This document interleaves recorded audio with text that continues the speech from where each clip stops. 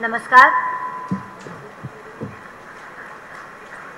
पूज्य बापूजी द्वारा स्थापित गरिमा में दक्षिण भारत हिंदी प्रचार सभा के अध्यक्ष एवं कुलाधिपति जस्टिस शिवराज बी पाटिल जी, प्रथम उपाध्यक्ष एवं कुलपति श्री एच हनुमंतप्पा जी, समकुलपति DRF नीरल कट्टी जी, द्वितीय उपाध्यक्ष श्री APCV चोकलिंगम जी, शिक्षा परिषद के अध्यक्ष श्री S पार्थसारथी जी, कोषाध्यक्ष श्री CNV अन्नामलाई जी, कार्यकारिणी समिति के सभापति श्री P ओबैया जी, कार्यकारिणी शिक्षा परिषद तथा शासित परिषद के सदस्यगण,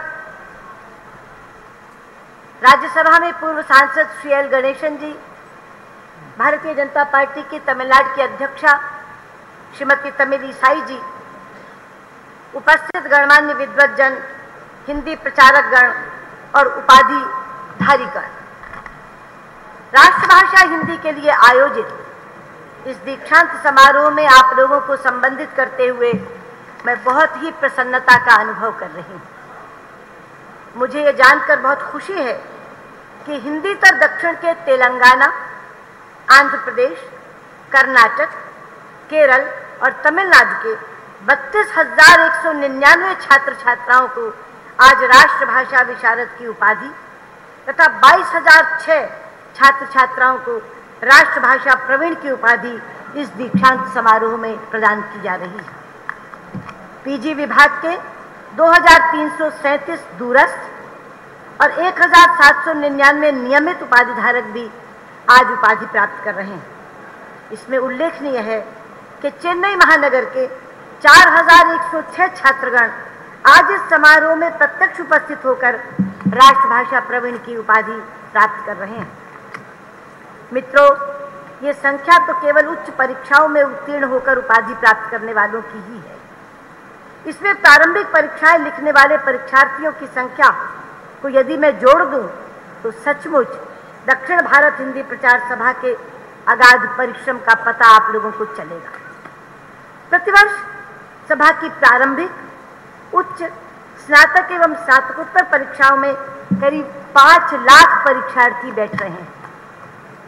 दक्षिण भारत हिंदी प्रचार सभा का 100 वर्ष लंबा और गरिमामय इतिहास है। सन 1915 में जब महात्मा गांधी जी दक्षिण अफ्रीका से भारत आए तो भारत की पराधीनता दूर करने के कार्य में काम आने वाले साधन ढूंढते हुए उन्होंने महसूस किया कि भारत के लिए एक राष्ट्रभाषा की बहुत आवश्यकता है। वे जानते थे कि भाषा के अभाव में जैसे मनुष्य पंगु हो जाता है, वैसे ही राष्ट्रभाषा के अभाव में राष्ट्र भी पंगु हो जाएगा। मित्रों, भाषा मानव जाति के लिए ईश्वर का दिया हुआ वरदान है। भाषा परस्पर विचारों के आदान प्रदान का ही माध्यम नहीं है, अपितु वो उस देश की सभ्यता और संस्कृति की संवाहिका भी होती है। इसीलिए भाषा के विकास से राष्ट्र का विकास होता है और राष्ट्र का विकास उसकी संस्कृति और सभ्यता का विकास है। गांधी जी ने देखा कि उत्तर भारत के लगभग सभी हिस्सों में बोली जाने वाली और समझी जाने वाली हिंदी भाषा में भारत की राष्ट्रभाषा बनने के सभी गुण मौजूद हैं, लेकिन एक कमी थी। दक्षिण भारत के कुछ हिस्सों में हिंदी का प्रचार उतना नहीं था। महात्मा जी इस कमी को दूर करना चाहते थे। इसीलिए 29 मार्च 1918 को इंदौर में संपन्न हुए हिंदी साहित्य सम्मेलन के वार्षिक अधिवेशन में उन्होंने ये प्रस्ताव पारित करवाया कि दक्षिण भारत के लोगों को हिंदी सिखाने के लिए आवश्यक प्रबंध किए जाएं। जैसा कि अभी न्यायमूर्ति शिवराज पाटिल जी ने अपने भाषण में उल्लेख किया कि इस सिलसिले में उन्होंने अपने पुत्र देवदास गांधी को मद्रास भेजा और वो हिंदी प्रचार आंदोलन के अग्रणी बने। महात्मा जी के सुपुत्र देवदास गांधी ने उसी वर्ष 17 जून को मद्रास स्थित गोखले हॉल में सर CP रामास्वामी अय्यर तथा श्रीमती एनी बेसेंट जैसे मनीषियों की उपस्थिति में पहला हिंदी वर्ग चलाया और इस तरह दक्षिण भारत हिंदी प्रचार सभा का बीजारोपण हुआ। महात्मा जी स्वयं अध्यक्ष रहकर सभा को मार्गदर्शन देते रहे। विपरीत परिस्थिति में भी अविरल गति से सभा की सेवाएं चालू रही। सभा की सेवाएं तब सार्थक हुई जब सन 1964 में भारत की संसद ने उसे राष्ट्रीय महत्व की संस्था घोषित किया और परिणामस्वरूप उच्च शिक्षा और शोध संस्थान स्थापित हुआ और स्नातकोत्तर हिंदी शिक्षण की ओर सभा के चरण बढ़ने लगे।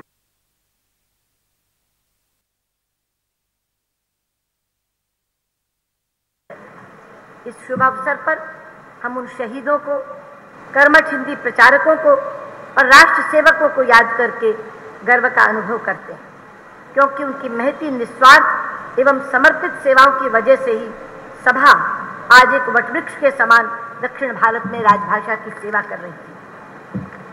मित्रों, मुझे यह जानकर अत्यंत खुशी हो रही है कि सभा राजभाषा हिंदी के प्रचार के साथ साथ तमिल, तेलुगु, मलयालम, कन्नड़ आदि दक्षिण भारतीय भाषाओं के प्रचार और विकास में भी महत्वपूर्ण योगदान दे रही है और हिंदी के साथ साथ प्रांतीय भाषाओं में भी पुस्तकों का प्रकाशन कर रही है। भाषा शिक्षण से सभा का सिद्धांत बहुत महत्वपूर्ण है और सराहनीय भी, क्योंकि यह सिद्धांत है कि प्रांतीय भाषा की परीक्षा उत्तीर्ण होने पर ही सभा की विशारद और प्रवीण उपाधि प्राप्त की जा सकती है।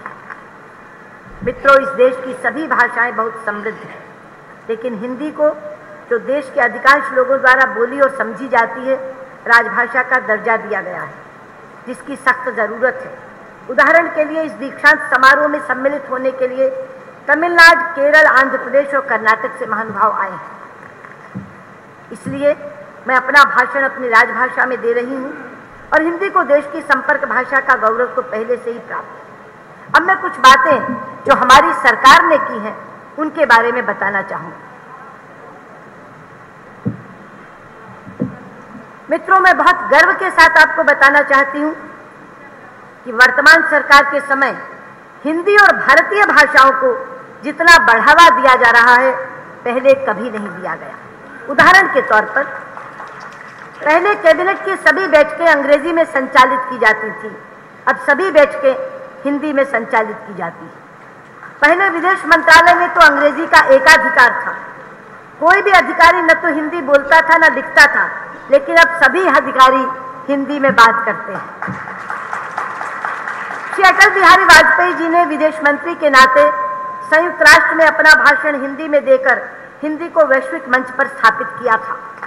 आज उस परंपरा को आगे बढ़ाते हुए प्रधानमंत्री श्री नरेंद्र मोदी जी ने संयुक्त राष्ट्र में वर्ष 2014 में अपना भाषण हिंदी में दिया और 2015, 16, 17 और 18 में मैंने अपने चारों भाषण संयुक्त राष्ट्र में हिंदी में दिए। मुझे यह भी आपको बताते हुए खुशी है कि विदेशी अतिथियों से वार्ता करते समय भी प्रधानमंत्री जी राष्ट्रभाषा हिंदी का ही प्रयोग करते हैं। इसी कारण विश्व में हिंदी के प्रति आकर्षण दिनों दिन बढ़ता जा रहा है। अनेक देशों से हिंदी की पीठ स्थापित करने की मांग आ रही है। हिंदी अध्ययन की सुविधा उपलब्ध कराने के लिए भी अनेक देश अनुरोध कर रहे हैं। मुझे आपको बताते हुए प्रसन्नता है कि हमने संयुक्त राष्ट्र के साथ एक करार किया है, जिसके अंतर्गत सप्ताह में एक बार संयुक्त राष्ट्र रेडियो से हिंदी में समाचार प्रसारित किए जा रहे हैं और संयुक्त राष्ट्र ने हिंदी में ट्विटर और फेसबुक की सुविधा भी प्रदान कर दी है। लेकिन इससे भी ज्यादा प्रसन्नता मुझे आपको ये बताते हुए कि भारत की प्रादेशिक भाषाओं के विकास का कार्य भी विदेश मंत्रालय ने अपने हाथ में लिया। हमने एक नया कार्यक्रम प्रारंभ किया है, भारत एक परिचय। इस कार्यक्रम के अंतर्गत हम 51 पुस्तकों का एक सेट अपने दूतावासों को भेजते हैं, ताकि जिस देश में वो कार्यरत हैं वहां के शिक्षण संस्थानों और पुस्तकालय में वो सेट भेंट किया जा सके। हमने सुनिश्चित किया है कि इन 51 पुस्तकों में हमारी संवैधानिक सूची में शामिल प्रत्येक प्रादेशिक भाषा की एक पुस्तक अवश्य हो और पुस्तकें भी वहां की साहित्य अकादमी द्वारा ही निर्धारित की जाती हैं। मुझे बताते हुए प्रसन्नता है कि दक्षिण की 4 भाषाओं में जो पुस्तकें उस सेट में शामिल की गई हैं वो है तम इल्लविक्किय वरलारू लेखक एस वरदराजन, मुद्रुलु लेखक LR स्वामी, भारत स्वातंत्र्य गायत्री लेखक BA सनदी और आधुनिक मलयाल कविता लेखक D बेंजामिन। इसी तरह विदेश नीति भी जो अभी तक अंग्रेजी के शिकंजे में जकड़ी हुई थी, उसे बाहर निकालकर हिंदी और प्रांतीय भाषाओं तक पहुंचने का प्रयत्न हम कर रहे हैं। इसके लिए विदेश मंत्रालय ने 2 नए कार्यक्रम शुरू किए हैं। एक का नाम है समीप, और दूसरे का नाम है विदेश आया प्रदेश के द्वार। समीप कार्यक्रम के अंतर्गत विदेश सेवा के अधिकारी अपने पुराने विद्यालय या महाविद्यालय में जाकर वहीं की भाषा में विद्यार्थियों को विदेश सेवा और विदेश नीति के बारे में बताते हैं। इस कार्यक्रम का बहुत ही उत्साहजनक परिणाम हमें मिल रहा है। विदेश आया प्रदेश के द्वार कार्यक्रम के अंतर्गत प्रादेशिक मीडिया से प्रादेशिक भाषा में संवाद और प्रश्नोत्तर करने के लिए हमारे प्रचार प्रसार प्रभाग के अधिकारी अन्य प्रदेशों में जाते हैं और वहीं की भाषा में कार्यक्रम आयोजित करते हैं। इन सभी कार्यक्रमों के परिणाम स्वरूप देश और विदेश दोनों में भारतीय भाषाओं का महत्व बढ़ रहा है। मित्रों, हिंदी पढ़ने के साथ एक प्रश्न बहुत पुराना चला आ रहा है कि हिंदी में बहुत रोजगार उपलब्ध नहीं हो पाता तो लोग हिंदी क्यों पढ़ें। आज परिदृश्य पूरी तरह बदल गया है। आप जानते हैं कि संचार और मीडिया के वर्तमान युग में हिंदी और प्रादेशिक भाषाओं का बोलबाला है। अंग्रेजी के मुकाबले हिंदी और प्रादेशिक भाषाओं में चल रहे चैनलों की संख्या बहुत अधिक है और वो ज्यादा देखे जाते हैं। इन चैनलों में अच्छी हिंदी और अच्छी प्रादेशिक भाषाएं बोलने वालों को ही नौकरी मिलती है। इसी तरह विज्ञापन के क्षेत्र में भी अच्छी हिंदी और अच्छे प्रादेशिक भाषा लिखने वालों को ही नौकरी मिलती है। इसलिए हिंदी के साथ रोजगार का प्रश्न अब प्रासंगिक नहीं रहा। अब तो हिंदी और प्रादेशिक भाषाएं बोलने वालों की मांग ज्यादा हो गई है। इसीलिए ट्विटर, फेसबुक और इंस्टाग्राम जैसे संचार माध्यमों में हिंदी और प्रादेशिक भाषाएं बहुत लोकप्रिय हो रही हैं। बाजार की मांग को देखते हुए अब तो गूगल भी हिंदी में बहुत से कार्यक्रम बना रहा है।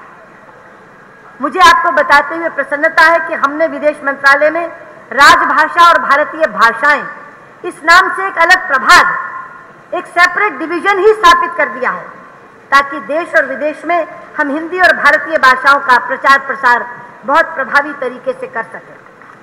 आज से पहले कभी हिंदी से भाषांतरकार विदेश मंत्रालय में नहीं लिए जाते थे। हमने अटल भाषांतर योजना चलाई है और इस योजना के माध्यम से हम हिंदी से संयुक्त राष्ट्र की सभी भाषाओं के लिए भाषांतरकार लेंगे। ये योजना भी हिंदी भाषियों को रोजगार प्रदान करने में बहुत सहायक होगी। मित्रों, आज जिन छात्र छात्राओं ने उपाधि प्राप्त की है वो जीवन के बहुत महत्वपूर्ण क्षण में यहाँ बैठे हैं। मैं उन्हें ये कहना चाहती हूँ कि विद्यार्थियों, आज आप हिंदी में उपाधि प्राप्त करने जा रहे हो, लेकिन आप केवल उपाधि प्राप्त करने के लिए ही हिंदी ना पढ़ें। जो भाषा केवल उपाधि के लिए या प्रमाण पत्र लेने के लिए पढ़ी जाती है उसका महत्व कम होता है और कालांतर में हम उसे भूल जाते हैं। आपने अभी शपथ ली है, प्रतिज्ञा की है कि आप हिंदी के प्रचार प्रसार में अपना योगदान देंगे। इसका अर्थ है कि आपके मन में हिंदी के प्रति अनुराग है। इसलिए मैं आपसे कहना चाहती हूँ कि अगर आपको ये लगता है कि हिंदी और भारतीय भाषाएं भारतीयता को केंद्र में रखकर सारे भारत को एक बना सकते हैं तो आप हिंदी को कभी ना भूलें। अब हिंदी का आपके जीवन में बहुत विशेष स्थान होना चाहिए। इन्हीं शब्दों के साथ मैं सभी उपाधि धारकों के उज्जवल भविष्य की कामना करती हूँ और इस स्वर्णिम अवसर पर मुझे आमंत्रित करने के लिए दक्षिण भारत हिंदी प्रचार सभा एवं दक्षिण के हिंदी प्रचारकों को बहुत बहुत धन्यवाद देती हूँ। इसके साथ ही मैं कुछ शब्द उस पुस्तक के बारे में कहना चाहूंगी जो हमारे कुलाधिपति और अध्यक्ष श्री जस्टिस शिवराज पाटिल जी ने लिखी है। इसकी प्रति औपचारिक तौर पर तो अभी मुझे भेंट की जस्टिस पाटिल जी ने प्रथम प्रति, लेकिन ये पुस्तक मुझे मेरे जहाज में चढ़ने से पहले मिल गई। तो मैं कहना चाहूंगी जस्टिस पाटिल जी को कि जो बात पाठक जी कह रहे थे और मैंने उन्हें बताई थी, ये पुस्तक इतनी रुचिकर है कि अगर आप एक बार इसका पन्ना पलटना शुरू करें तो जब तक समाप्त नहीं हो जाती तब तक छोड़ने को मन नहीं करता।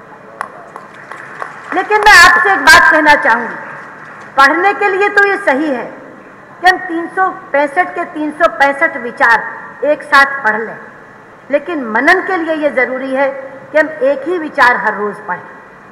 इसे 1 वर्ष की कार्यशैली बना दें। एक विचार सुबह पढ़ें और रात को सोते समय मनन करें कि क्या ये जो विचार है हम अपने आचरण में ढाल पाए हैं, और नहीं ढाल पाए तो अगले दिन फिर पढ़ें। जब तक उसको अपने आचरण में न ढाल पाए तब तक आगे न बढ़ें। ढालने के बाद आगे बढ़ें। मैं इसमें से केवल 3 उदाहरण आपको देना चाहती हूं इससे आपको पता चलेगा कि कितना बड़ा सुभाषित है। न्यायमूर्ति पाटिल हमारे यहाँ सुभाषित लिखने की बहुत पुरानी परंपरा ज्ञान साहित्य में है, क्योंकि वो गागर में सागर की तरह एक सूत्र में पूरी की पूरी बात बता देती है। हमारे यहाँ सूत्रों में बात कही जाती है, आपने ये सूत्रों में पूरे जीवन का सार दर्शन इन 365 सूत्रों के माध्यम से हमें बता दिया है। जैसे मैं आपको बताना चाहूंगी, एक सूत्र जो मैंने पकड़ा, मस्तिष्क में विश्वास, आंखों में आशा और हृदय में प्रेम जीवन को गतिमान बनाते हैं। अब जब हम ये पढ़ें तो हम देखें क्या हमारे मस्तिष्क में विश्वास है, क्या हमारी आंखों में आशा है और क्या हमारे हृदय में प्रेम है। जब तक हम इसे आचरण में न ढालें तब तक आगे नहीं बढ़े। और अगला मैं आपको बताती हूं, अंततः जो हाथ गुलाबों का वितरण करते हैं उनमें कुछ खुशबू लगी रह जाती है, और जो हाथ कांटे बांटते हैं उन पर आवश्यक रूप से चोट के निशान लगते हैं। तो हम देखें कि हम अपने आचरण में क्या गुलाब बांट रहे हैं या कांटे। और अगर हम गुलाब बांट रहे हैं तो वाकई में हमें अंतर तक एक खुशी होती होगी, और जब हम किसी को कष्ट देते हैं यानी कांटे बांटते हैं तो कहीं ना कहीं उसकी चुभन हमें भी महसूस होती होगी। और तीसरा बहुत ही सुंदर है, अच्छे व्यक्तियों की प्रशंसा करना और खुलेआम उनके अच्छे कार्यों की सराहना करना वैसा ही है जैसे फलदार वृक्षों को पानी देना। जब हम फलदार वृक्ष को पानी देते हैं तो फलकर जो फल मिलता है वो हम खाते हैं। तो आमतौर पर लोग कंजूसी कर जाते हैं दूसरे की सराहना करने में, लेकिन ये कंजूसी नहीं करनी चाहिए। हमें खुलकर शाबाशी देनी चाहिए, खुलकर सराहना करनी चाहिए, खुलकर प्रशंसा करनी चाहिए। उससे उसका मनोबल और बढ़ता है, और वो मनोबल बढ़ने के साथ वो और ज्यादा लगन और परिश्रम से वो काम करता है। जस्टिस पाटिल को मैं बहुत बहुत बधाई देना चाहती हूँ, बहुत बहुत शुभकामनाएं देना चाहती हूँ, और ऐसे सूत्र वो और लिखें, इसके लिए प्रेरणा भी देना चाहती हूँ और उम्मीद भी करती हूँ कि इस तरह के सूत्र हमारे बच्चों के लिए बहुत बड़े प्रेरणादायक सूत्र बनेंगे। और जैसे मैं यहाँ बैठे विद्यार्थी हैं उनसे भी कहना चाहूँगी, और जैसे उन्होंने कहा था कि जीवन में कभी भी विद्यार्थीपन खत्म नहीं होना चाहिए, सीखना खत्म नहीं होना चाहिए, तो भले ही बड़ी उम्र के लोग भी यहाँ बैठे हैं तो वो भी इन सूत्रों को पढ़ करके अपने जीवन में और ज़्यादा आगे बढ़ने की, जीवन में अगर कोई कमियां हैं तो इन सूत्रों के माध्यम से उनको दूर करने का काम कर सकते हैं। मैं बहुत बहुत बधाई देती हूँ न्यायमूर्ति पाटिल, आपको बहुत बहुत बधाई देती हूँ जिन बच्चों ने आज उपाधि धारण की है, और उसके साथ उन्हें शुभकामनाएं भी देती हूँ कि वो भविष्य में आगे बढ़ें और हिंदी के प्रति अपने लगन को बनाए रखें। जय हिंदी, जय हिंदुस्तान।